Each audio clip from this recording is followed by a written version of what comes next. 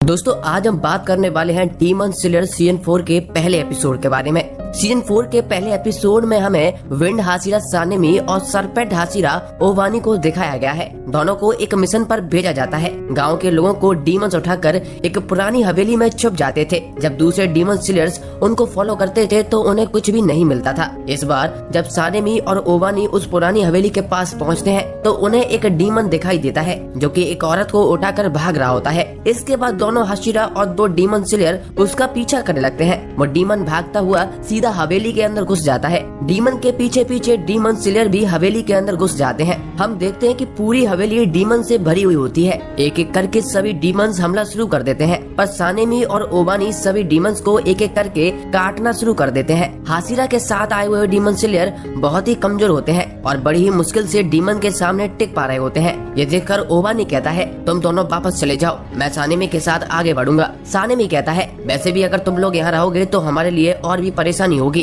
तो तुम दोनों तुरंत वापस चले जाओ। इसके बाद दोनों डीमन स्लेयर वापस चले जाते हैं। हम देखते हैं कि वहाँ पर अचानक से सन्नाटा छा जाता है। अब कोई डीमन उन पर हमला नहीं कर रहा होता है। ये देखकर दोनों लोगों को लगता है कि जरूर कुछ तो गड़बड़ है। ये उन्हें बहुत ही अजीब लगने लगता है। तभी उन्हें किडनैप हुए औरत की आवाज सुनाई देती है, जिसके बाद सानेमी ऊपर वाले फ्लोर पर चला जाता है जहाँ उसको बहुत सारे डीमंस दिखाई देते हैं। लेकिन कुछ ही सेकंड में सानेमी अपनी विंड ब्रीदिंग की मदद से डीमंस को मार देता है। उसके बाद ओवानी भी ऊपर आता है और अपनी सरपेंट ब्रीदिंग की मदद से एक एक करके बचे हुए डीमंस का गला भी काट देता है। सानेमी ओवानी पर गुस्सा होते हुए कहता है, मैंने तुमसे मदद नहीं मांगी थी, मैं अकेला ही सबको संभाल सकता हूँ। इसके बाद हमें वही डीमन दिखाई देता है जिसने औरत को किडनैप किया होता है। दोनों हाशिरा की पावर को देखकर वो समझ जाता है कि ये कोई आम डीमन स्लेयर्स नहीं है, ये खुद हाशिरा है। वो तुरंत वहाँ से भागना शुरू कर देता है। सानेमी और ओवानी भी उसके पीछे भागते हैं, लेकिन डीमंस बार बार उनके रास्ते में आते रहते हैं। हम देखते हैं कि वो डीमन औरत को लेकर हवेली के बाहर कूद कर निकल जाता है। जब सानेमी और ओवानी हवेली के बाहर आते हैं तो वहाँ भी बहुत सारे डीमंस होते हैं। ओवानी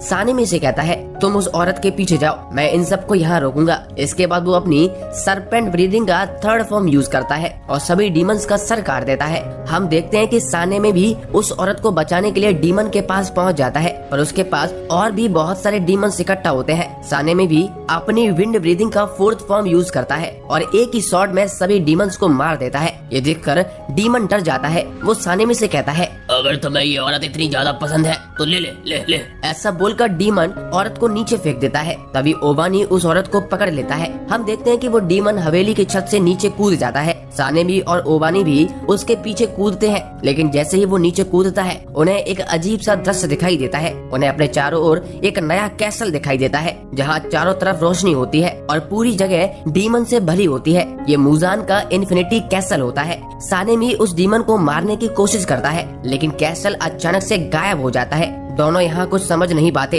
इसके बाद हमें कनाओ से मिलाया जाता है। कनाओ अपने मिशन को खत्म करके अपने घर आ रही होती है। जैसे ही वो घर पहुँचती है, शिनोबू की असिस्टेंट कनाओ का स्वागत करती है। कनाओ सबसे पहले जाकर शिनोबू को रिपोर्ट करती है। शिनोबू कनाओ को बताती है कि तांजीरो, मित्सुरी और मोइचिरो ने 2 अपर मून डीमंस को हरा दिया है। इसी के साथ ही नेजुको भी अब धूप में निकल सकती है। जरूर मुजान नेजुको के लिए अपने डीमंस को यहाँ भेजेगा, जिससे उसे नेजुको का ब्लड मिल जाए और वो भी धूप में बाहर निकल सके। इसके बाद शिनोबू कहती है, उसे एक इमरजेंसी हाशिरा मीटिंग में जाना है, क्या तुम मेरे लिए नेजुको का ख्याल रखोगी? ये सुनकर कनाओ चौंक जाती है। इसके बाद हम तांजीरो पर शिफ्ट होते हैं। तांजीरो खाना खा रहा होता है। जब उससे मिलने के लिए काकुशी आता है, तांजीरो काकुशी से गाँव की हालत के बारे में पूछता है। हमें पता चलता है कि गाँव के रिपेयर का काम बहुत तेजी से चल रहा होता है, लेकिन लोग अभी भी डर रहे होते हैं कि शायद डीमन रात में उन पर हमला कर देंगे। हमें यहाँ ये भी पता चलता है कि डीमन स्लेयर कॉर्प्स ने ऐसे कुछ खाली गांव को तैयार किया होता है ताकि अगर ऐसा कुछ होता है तो वो लोग वहाँ जाकर रह सकते हैं। हमें बताया जाता है कि तांजीरो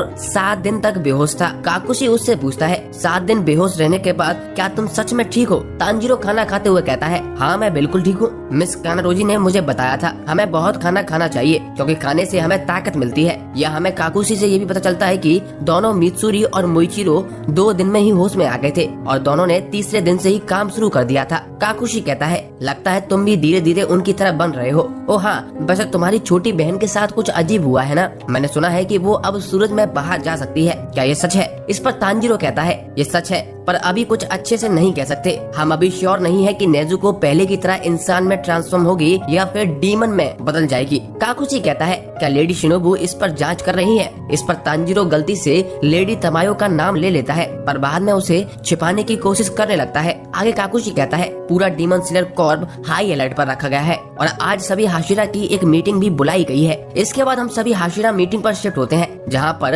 हाशिरा आए हुए होते हैं। शानेमी मित्सुरी और मुइचिरो से पिछले मिशन के बारे में पूछने लगता है। ओवानी भी मुइचिरो और मित्सुरी से उनकी तबीयत के बारे में पूछता है। मित्सुरी कहती है, हाँ मैं पूरी तरह से रिकवर हो गई हूँ। मुइचिरो यहाँ कहता है कि अगर मैं सच बोलूँ तो मैं पूरी तरह से ठीक नहीं हूँ। स्टोन हाशिरा ग्यो में रोते हुए दोनों की तारीफ करता है और कहता है कि 2 अपर मून डीमंस को हराना बहुत ज्यादा बड़ी बात है। शिनोबु भी उनसे कहती है, तुम दोनों इस बार पहले की तुलना में बहुत ही जल्दी हील हो गए हो। थोड़ी देर बाद मास्टर उबियाशिकी की बीबी अमाने अपनी जुड़वा बेटियों के साथ वहाँ आती हैं। अमाने कहती हैं कि आज की हाशिरा मीटिंग मास्टर उबियाशिकी की जगह मैं लूंगी। मास्टर उबियाशिकी की तबीयत ठीक नहीं है, इसीलिए वो यहाँ नहीं आ सकते। ऐसा बोलकर अमाने सबसे माफी मांगती हैं। ये देखकर वहाँ सब लोग चुप हो जाते हैं। आगे गियो में मास्टर उबियाशिकी के लिए प्रार्थना करता है। इसके बाद मीटिंग शुरू हो जाती है। अमाने सभी को बताती है कि नेजुको अब सूरज की रोशनी में भी निकल सकती है, इसीलिए मुजान अब सब कुछ छोड़कर नेजुको को हासिल करना चाहेगा, जिससे वो भी सूरज की रोशनी में निकल सके। आगे अमाने मुइचिरो और मित्सुरी से कहती है, जब तुम अपर मून 4 और 5 के साथ लड़ाई कर रहे थे तो तुम्हारे ऊपर एक अजीब मार्क आ गया था। क्या तुम बता सकते हो कि ये कैसे हुआ? ये मार्क पहली बार सैन गोकू एरा में देखा गया था। उस समय एक ऐसा तलवारबाज था जिसने लगभग मुजान को हरा दिया था और उसी ने पहली ब्रीदिंग टेक्निक को भी इन्वेंट किया था। अमाने कहती है कि सभी इसके बारे में ठीक से नहीं जानते हैं। सानवी पूछता है, आखिर ये हमसे अब तक छुपाकर क्यों रखा गया था? इस पर अमाने कहती है, हमें अभी तक इसके बारे में ज्यादा जानकारी नहीं थी, क्योंकि डीमन स्लेयर हर बार लगभग मर ही जाते थे, जिसकी वजह से इसके बारे में ज्यादा जानकारी पास डाउन नहीं की गई। पर इस मार्क के बारे में एक चीज क्लियरली लिखी हुई है, जिसके पास भी ये मार्क होता है उसके आसपास के सभी लोगों में भी ऐसे ही मार्क आ जाते हैं। इसके बाद अमाने की बेटी बताती है, ये खुद उस इंसान की डायरी में लिखा हुआ है जिसके ऊपर सबसे पहले ये मार्क आया था। अमाने कहती है कि इस समय ये मार्क सबसे पहले तांजीरो के ऊपर देखा गया, पर तांजीरो को इसके बारे में कोई आइडिया नहीं है, इसीलिए वो इस विषय को डिले करने का सोचा था। लेकिन स्वॉर्ड स्मिथ विलेज में मित्सुरी के साथ मुइचिरो के ऊपर भी ये मार्क दिखा था, जो कंफर्म करता है कि वो डीमन स्लेयर कर्स मार्क है। इसके बाद अमाने मित्सुरी और मुइचिरो से उनके अनुभव के बारे में पूछती है। अचानक से ये सवाल सुनकर मित्सुरी थोड़ी नर्वस हो जाती है। मित्सुरी किसी तरह से कहती है, जब मैं अपर मून से लड़ रही थी तो मेरा शरीर अचानक बहुत हल्का हो गया। मैं कैसे कहूँ, मेरा शरीर अचानक बम बूम होने लगा और अचानक मेरा दिल की धड़कनें भी तेज हो गयी और मैं अपने कानों में डिंग डिंग की आवाज सुन रही थी। मित्सुरी के ऐसे बयान को सुनकर किसी को भी कुछ समझ नहीं आता। ये देखकर मित्सुरी सभी से माफी मांगती है। इसके बाद मुइचिरो कहता है, जब मैं अपर मून से लड़ रहा था तो मुझे भी मार्क के बारे में पता नहीं था, पर मैंने कुछ अजीब चीजें महसूस की थी। अगर तुम भी ऐसा कर पाते हो तो शायद तुम भी कर्स मार्क को मैनिफेस्ट कर पाओगे। मुझे जहर दिया गया था, जिसके बाद जहर मेरे शरीर में बहुत तेजी के साथ फैल रहा था, तो मैंने अपनी ब्रीदिंग टेक्निक को कंट्रोल करके जहर के फ्लो को स्लो करने की कोशिश की। इसके अलावा एक बच्चा भी था जो मुझे बचाने की कोशिश कर रहा था और लगभग मर चुका था। तभी मेरी याददाश्त भी वापस आ गई। इसके बाद मैं अपने इमोशंस पर कंट्रोल नहीं कर पाया। मेरा दिल 1 मिनट में 200 बार धड़क रहा था। मुझे लगा कि मेरा शरीर आग में जल रहा है और मेरी बॉडी का टेम्परेचर 39 डिग्री सेल्सियस तक पहुंच गया था। ये सब सुनकर शिनोबु पूछती है कि तुम ऐसे सिचुएशन में कैसे लड़ सकते हो? मुइचिरो कहता है, शायद ये इसीलिए था क्योंकि मुझे वो मार्क मैनिफेस्ट हुआ था। जिन लोगों के मार्क मैनिफेस्ट हुए हैं और जिनके नहीं हुए हैं, उनमें यही डिफरेंस है कि अगर तुम मर गए तो आपको ये मार्क नहीं मिलेगा, अगर बच गए तो आपको ये मिल जाएगा। अमाने मुइचिरो से पूछती है, तुमने कैसे जाना कि तुम्हारी बॉडी का टेम्परेचर 39 डिग्री है? मुइचिरो बताता है कि उसे एक बार बुखार था और जब शिनोबु ने उसका इलाज किया था तब उसने थर्मोमीटर देखा था। वो आगे कहता है, मुझे उस समय भी सेम फील हुआ था। आगे ग्यो में कहता है, अगर कर्स मार्क से हम पावरफुल हो सकते हैं तो हम उन मार्क्स को प्राप्त करने के लिए सब कुछ करेंगे। आप मास्टर उबियाशिकी से कहिए, उन्हें चिंता करने की कोई जरूरत नहीं है। हम सभी हाशिरा मिलकर कोई ना कोई रास्ता ढूंढेंगे। आगे मीटिंग खत्म करने से पहले लेडी अमाने कहती हैं, जो लोग ये मार्क प्राप्त करते हैं उनके लिए पीछे हटने का कोई रास्ता नहीं है, वो जरूर ही मारे जाएंगे। ये सुनकर कमरे में सन्नाटा छा जाता है। उसके बाद लेडी अमाने वहाँ से चली जाती हैं। ग्यो वहाँ से खड़ा होता है और कहता है कि अब क्योंकि लेडी अमाने यहाँ से चली गई हैं, तो मुझे भी चले जाना चाहिए। लेकिन सानेमी उसे रोकते हुए कहता है, तुम्हारा ये क्या मतलब है? हमें डिसाइड करना होगा कि हमें क्या करना है। क्यों कहता है, तुम लोग इसके बारे में बात करो, मुझे तुम लोगों से कोई मतलब नहीं है। ये सुनकर सानेमी को बहुत गुस्सा आता है और वो कहता है, तुम जानते हो कि तुम भी एक हाशिरा हो, क्या तुम अपने आप ट्रेन करना चाहते हो? ग्यू और सानेमी के कारण यहाँ सभी लोगों में हलचल हो जाती है। ग्यू कहता है कि मैं तुम सभी की तरह नहीं हूँ, मैं अलग हूँ। ऐसा बोलकर ग्यू जाने लगता है। ग्यू की बात सुनकर सानेमी कहता है, क्या तुम हम सभी को कमजोर समझते हो? मित्सुरी बीच में रोकने की कोशिश करती है, पर सानेमी मित्सुरी की नहीं सुनता और ग्यू को रोकने की कोशिश करता है। तभी ग्यू में एक जोरदार ताली बजाता है, जिसके बाद पूरे कमरे में सन्नाटा फैल जाता है और सभी लोग फ्रीज हो जाते हैं। ग्यू में सभी को बैठने के लिए कहता है और कहता है कि उसके पास एक आइडिया है। इसके बाद फिर हम तांजीरो पर शिफ्ट होते हैं। तांजीरो अभी भी बेड पर बैठकर खाना खा रहा होता है। काकुशी उससे शिनोबु की असिस्टेंट और आओई के बारे में पूछता है। यहाँ हमें पता चलता है कि सभी लोग नेजुको के साथ खेल रहे होते हैं, क्योंकि कॉर्प में उसके पास ज्यादा काम नहीं होता। इसके अलावा नेजुको धीरे धीरे बात करना शुरू कर देती है। इसके बाद काकुशी कहता है, वैसे मैंने सुना है कि वो पीले बाल वाला आदमी यहाँ बहुत जल्द आ रहा है। इसके बाद हमें जेनित्सु दिखाया जाता है। जेनित्सु भी अपना मिशन कंप्लीट करके वापस आने लगता है। शिनोबु की तीनों असिस्टेंट जेनित्सु का स्वागत करने के लिए आती हैं। जेनित्सु उनसे कहता है, क्या तुम लोग यहाँ मेरा स्वागत करने के लिए आए हो? मिशन बहुत मुश्किल था, मुझे बार बार लगा कि मैं मरने वाला हूँ, लेकिन फिर मुझे लगा कि तुम सब मेरे बिना उदास हो जाओगे। थोड़ी देर बाद आओई वहाँ आ जाती है। जेनित्सु उससे कहता है, तुमने मुझे बहुत मिस किया होगा ना? पर आओई मना कर देती है। हम देखते हैं कि नेजुको भी वहाँ पर आ जाती है। नेजुको जेनित्सु को वेलकम होम कहती है और ये सुनकर जेनित्सु लाल और पीला हो जाता है। इसके बाद वो बहुत जल्दी से ही नेजुको के पास पहुँच जाता है और कहता है, तुम इतनी क्यूट हो कि मैं तुम्हारे लिए मर जाऊंगा, मैं तुम्हारे लिए चांद तारे तोड़ाऊंगा। तुम अब सूरज की किरणों में बाहर जा सकती हो और तुम अब बात भी कर सकती हो। तुमने ये सब मेरे लिए किया है ना? अब हम दोनों बहुत जल्दी शादी कर लेंगे। तुम चांदनी की रोशनी से ज्यादा दिन की रोशनी में खूबसूरत दिखती हो। जब हम शादी करेंगे तो मैं तुम्हें डेली सुशी खिलाऊंगा और तुम्हें कुछ करने की जरूरत भी नहीं होगी। हम देखते हैं कि अचानक से नेजुको इनोसुके का नाम लेने लगती है। नेजुको के मुंह से इनोसुके का नाम सुनकर जेनित्सु बहुत ही ज्यादा गुस्से में आ जाता है। इसके बाद हम फिर से तांजीरो पर शिफ्ट होते हैं। काकुशी तांजीरो से पूछता है कि वैसे वो सुअर मास्क वाला आदमी कहाँ गया है? तांजीरो कहता है कि वो सुबह तो यहीं पर था, पता नहीं कहाँ गया। काकुशी तांजीरो को बताता है कि सुबह से ही इनोसुके नेजुको को अपना नाम कहना सिखा रहा है, ताकि नेजुको को इनोसुके का नाम याद हो सके। आगे हम देखते हैं कि वहाँ पर हागा नेजुका आ जाता है। हागा नेजुका बहुत ही ज्यादा दर्द में होता है और लंबी लंबी सांसें ले रहा होता है। ये देखकर काकुशी हागे नेजुका को बैठने के लिए कहता है। हागे नेजुका तांजीरो की नई तलवार लेकर आया हुआ होता है। ये वही तलवार होती है जिस पर हागे नेजुका पिछले सीजन में मेहनत कर रहा था। इस तलवार पर रेनगोकू की तलवार का गार्ड भी लगा होता है, जिसको देखकर तांजीरो बहुत ही ज्यादा खुश हो जाता है। तांजीरो जैसे ही तलवार निकालता है वो देखकर चौंक जाता है। हागे नेजुका कहता है, इस तरह की स्टील बहुत ही हाई क्वालिटी की है,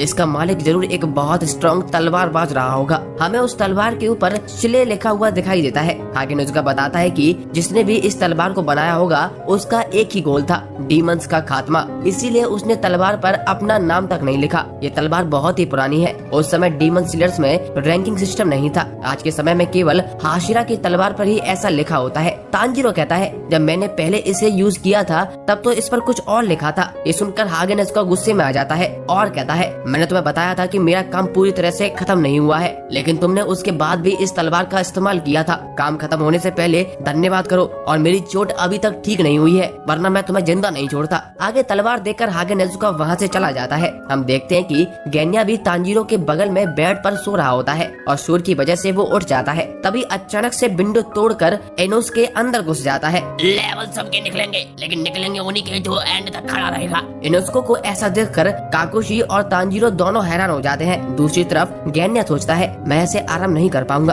काश मुझे एक अलग रूम मिल जाता। आगे इनोस्के तांजीरो को बताता है कि बहुत जल्द हमारी ट्रेनिंग शुरू होने वाली है। तांजीरो यहाँ पूछता है, लेकिन कैसी ट्रेनिंग, जिस पर इनोस्के को ज्यादा पता नहीं होता। इसके बाद हम फिर से हाशिरा ट्रेनिंग पर शिफ्ट होते हैं। ग्यू के अलावा सभी लोग मिलकर ट्रेनिंग का प्लान बनाते हैं कि वो सभी डीमन स्लेयर्स को एक साथ ट्रेन करेंगे, क्योंकि मुजान का टारगेट नेजुको है, तो वो कभी भी हमला कर सकता है और इसके लिए उन लोगों को तैयार होना पड़ेगा। और यही वजह है कि वो जल्द से जल्द ट्रेनिंग शुरू करना चाहते हैं। अभी कुछ समय से डीमंस के हमले कम हो गए हैं, इसीलिए हमारे पास अभी समय है कि हम सभी को ट्रेन कर सकें। सभी इस प्रपोजल को सुनकर हाँ कह देते हैं। लेकिन क्योमे कहता है करंट हाशिरा की संख्या कम है, इसीलिए हमें ट्रेनिंग के लिए रिटायर्ड हाशिरा को भी बुलाना पड़ेगा। इस पर भी सभी लोग हाँ कह देते हैं। शिनोबु कहती है बाकी सब तो ठीक है, पर हमें ग्यू का भी कुछ करना पड़ेगा। इसके बाद हम फिर से तांजीरो पर शिफ्ट होते हैं। जेनित्सु तांजीरो के साथ बात कर रहा होता है। जब जेनित्सु को ट्रेनिंग के बारे में पता चलता है तो वो कहता है मैं अभी मिशन से वापस आया हूँ और अब मुझे ट्रेनिंग भी करनी होगी। लेकिन दूसरी तरफ तांजीरो ट्रेनिंग का नाम सुनकर बहुत ही ज्यादा खुश हो जाता है और कहता है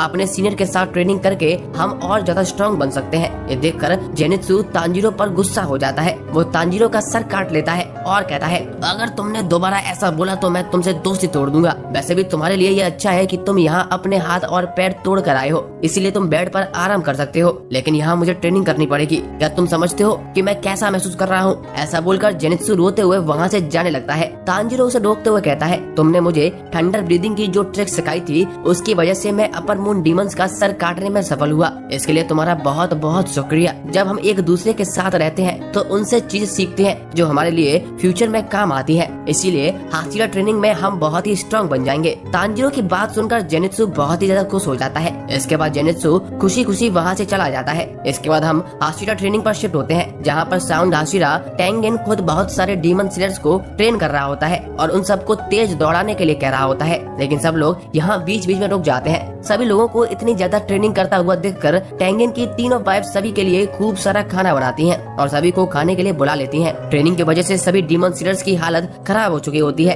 टेंगेन कहता है कितनी शर्म की बात है, अगर ये ऐसे ही चलता रहा तो अगली ट्रेनिंग में जाने पर बाकी के हाशिरा मेरा मजाक उड़ाएंगे। हमें बताया जाता है कि हर एक हाशिरा सभी को अलग अलग ट्रेनिंग देता है। टेंगेन सभी को बेसिक फिटनेस की ट्रेनिंग दे रहा होता है। मोइचिरो सभी को रैपिड मूवमेंट सिखाने वाला है। मित्सुरी फ्लेक्सिबिलिटी की ट्रेनिंग देगी। ओवानी सभी को और अच्छे से तलवार चलाना सिखाएगा। सानेमी सभी को कंटिन्यूअस अटैक करने के बारे में ज्ञान देगा और फाइनली ग्योमे सभी को मसल ट्रेनिंग देगा जो बाकी सभी ट्रेनिंग से ज्यादा कठिन है। टेंगेन कहता है इन डीमन स्लेयर के साथ ट्रेनिंग करते हुए हाशिरा खुद को भी इम्प्रूव करेंगे। आगे हमें सभी डीमन स्लेयर्स की ट्रेनिंग के एक झलक दिखाई जाती है, जहाँ हमें सभी डीमन स्लेयर्स एक एक करके हाशिरा के साथ ट्रेनिंग कर रहे होते हैं। शुरुआत में कोई भी डीमन स्लेयर हाशिरा के सामने टिक नहीं पा रहा होता है। आगे हम देखते हैं कि एक क्रो तांजीरो के पास एक लेटर लेकर आता है जो खुद मास्टर उबियाशिकी ने भेजा होता है। हमें पता चलता है कि ग्यू हाशिरा ट्रेनिंग में पार्टिसिपेट नहीं कर रहा होता है। इसके बाद हम लेडी अमाने पर शिफ्ट होते हैं जो अपने पति यानी कि मास्टर उबियाशिकी की देखभाल कर रही होती है। अमाने मास्टर उबियाशिकी से कहती है हाशिरा ने डीमन स्लेयर्स की ट्रेनिंग शुरू कर दी है। तुम्हारे बच्चे तुम्हारे काम को आगे बढ़ा रहे हैं ताकि तुम्हारा सपना पूरा हो सके। अमाने की बात सुनकर मास्टर उबियाशिकी उसका शुक्रिया करते हैं, जिस पर अमाने रोने लगती है। इसके बाद हमें लेडी तमायो का घर दिखाई देता है। ये घर एक घने जंगल के बीच में होता है। लेडी तमायो अपनी रिसर्च में बिजी होती है। तभी अचानक एक क्रो तमायो के विंडो के सामने आ जाता है और उनसे भारी आवाज में कहता है इतनी रात को विंडो खुली नहीं छोड़ते हैं। इसके बाद क्रो अपना इंट्रोडक्शन देते हुए कहता है मैं मास्टर ओबियाशिकी का मैसेंजर हूँ। आप छुपने में बहुत ज्यादा माहिर हैं, इतनी ज्यादा कि मास्टर को ढूंढते हुए कई साल लग गए और अब वो अपने बिस्तर से खड़े भी नहीं हो सकते। आगे लेडी तमायो पूछती है उन्होंने इस जगह को कैसे ढूंढा? तो क्रो कहता है उन्होंने अपने इंसानी कनेक्शन का इस्तेमाल करके जगह जगह को ढूंढा था। मैंने सबसे पहले इस घर के पुराने ओनर का पता लगाया। साथ ही में मैंने ये सभी समझा कि यूशिरो की पावर कैसे काम करती है। मैं भले ही ट्रेंड हूँ पर मैं हूँ तो एक क्रो ही, जिसकी वजह से किसी ने भी मुझ पर शक नहीं किया।